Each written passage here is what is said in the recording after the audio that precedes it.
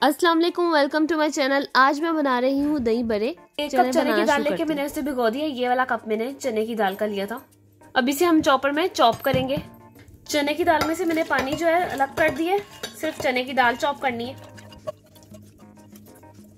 Half tea spoon लाल मिर्च powder और half tea spoon जीरा डालूंगी।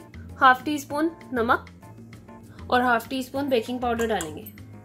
इन सबको करेंगे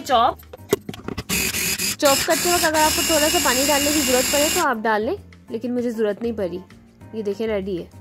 अब इसके छोटे बॉल्स बना के स्पून के थ्रू तो हम इसे ऑयल में फ्राई करेंगे। मीडियम टू लो फ्लेम में इसे फ्राई करना है और अच्छी तरह ये कुक हो जाएंगे। हाई फ्लेम में इसे बिल्कुल भी फ्राई नहीं करना, अंदर से हार्ड रह जाएंगे।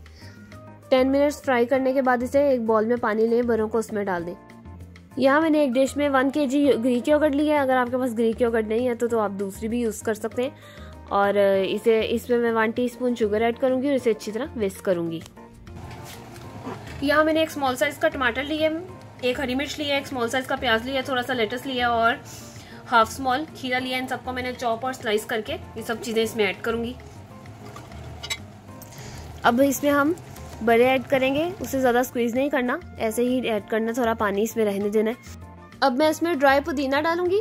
अगर आपके पास ड्राई नहीं है तो आप फ्रेश पुदीना भी ब्रीक कट करके डाल सकते हैं। 1 हैंडफुल मैंने धनिया लिया फ्रेश, 1 हैंडफुल फ्रेश पुदीना लिया है, हाफ कप योगर्ट, थोड़ा सा नमक ब्लेंड करके उसकी चटनी बना के लास्ट में ये डालिए।